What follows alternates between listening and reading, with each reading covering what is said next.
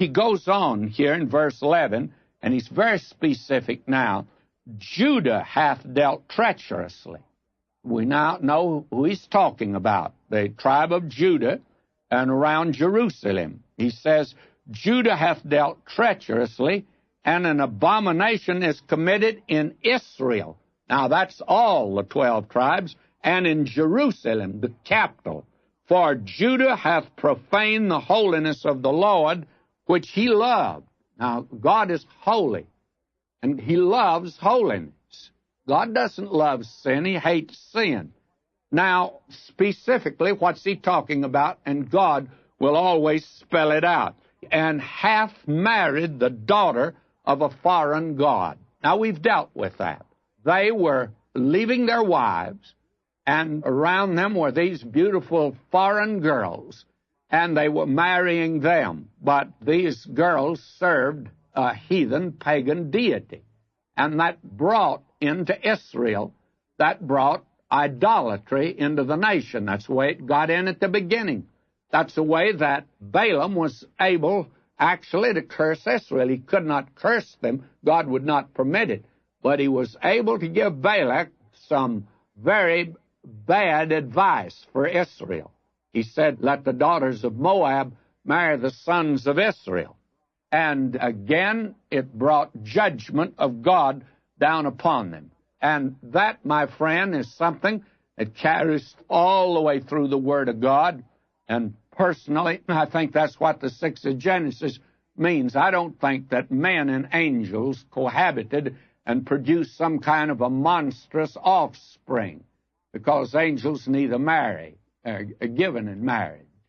And what you have here is a godless line. The sons of God, the godly line, looked upon the daughters of men. And again, it's the same old story.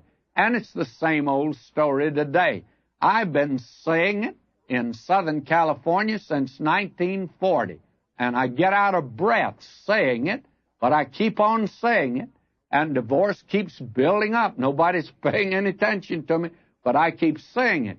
A believer and an unbeliever ought not to get married. Any girl or any boy that flies in the face of God's very definite, specific instructions and command in this connection is just flirting for trouble. And believe me, problems will be coming his way. And it always happens that way. It cannot be otherwise. Now, verse 12. The Lord will cut off the man that doeth this, the master and the scholar. Doesn't make any difference who he is. Out of the tabernacles of Jacob, and him that offering an offering unto the Lord of hosts. You see, it doesn't make any difference whether he's going through the ritual. If he continues to live in sin, that's the reason that the prodigal son was a son and not a pig. He one day said, I'm going to go home to my father. My father's not a pig. My father's up yonder in that beautiful white house, and I want to go home, have the nature of my father. And a child of God won't live in sin. Now, this man, I read that startling letter today, says I'm an officer in the church and I can't give up adultery. My brother, whoever you are, and he's signed it here. I'm not giving any names or any places other than it's Southern California in the Los Angeles area, and that could take in so many that there's no reason why I shouldn't identify the geographical place. If you are God's child, you're going to get out of the pig pen. And if you don't get out of the pig pen, there's just one conclusion to come to. You just have to be one of the pigs, because nothing but pigs love the pig pen and are satisfied to stay down there. You'll get out of it. Now notice verse 13.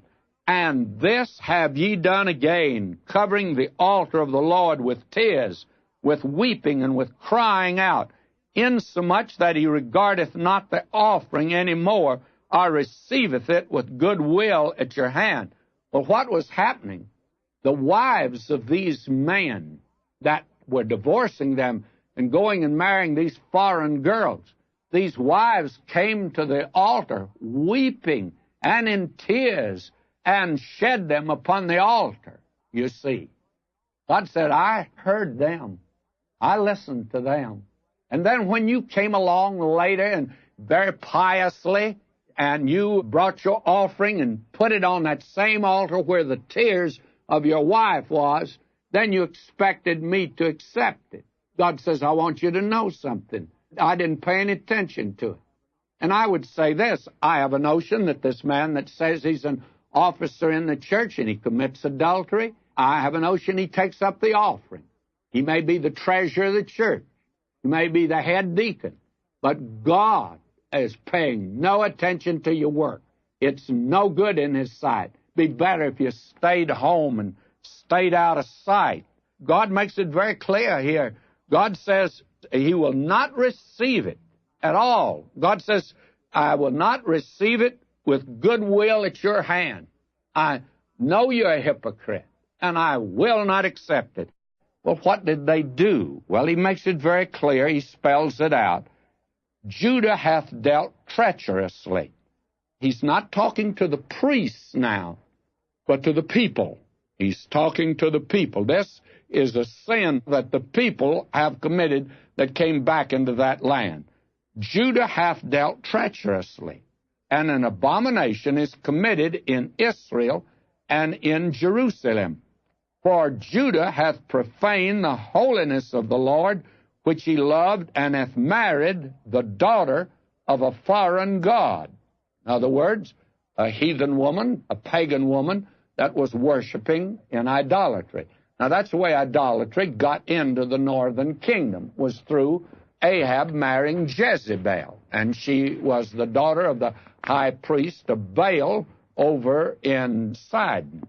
She was a Sidonian. And that was the way it came in. Now, that was happening again. You see, these people have returned to the land, and around them, we learn that from Nehemiah, well, there were all kinds of people that were living around them at that time. And an Israelite, and he'd be married, and he'd see some good-looking, beautiful foreign girl. And he'd decide that he would like to have her for his wife. So he'd get rid of his wife, and he would marry this foreign girl. Now let me keep reading down here, and I'll come to the verse that we're after. Verse 12, I'm reading. The Lord will cut off the man that doeth this, the master and the scholar, out of the tabernacles of Jacob, and him that offereth an offering unto the Lord of hosts. And this have ye done again, covering the altar of the Lord with tears, with weeping, with crying out, insomuch that he regardeth not the offering any more, or receiveth it with goodwill at your hand. Now, will you notice as we move on here, verse 14, yet ye say, why?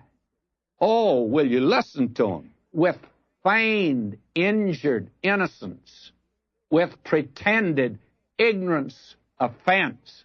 Oh, God is so offensive to even suggest that, because why wouldn't He accept it? Why, I brought a lovely, nice little fat lamb to offer, but God says you're rotten in your life. And may I say that when they ask the question why, now God spells it out so you can't misunderstand. He puts it in neon lights. Because the Lord hath been witness between thee and the wife of thy youth, against whom thou hast dealt treacherously, yet is she thy companion and the wife of thy covenant. Now, she's the one that you stood before the priest and took a covenant that you would be faithful and true unto her. You see, he'd married a Hebrew girl when he was a young man, gets a little older, and he moves out, that is, in his travels, out among these pagan heathen. And what happens?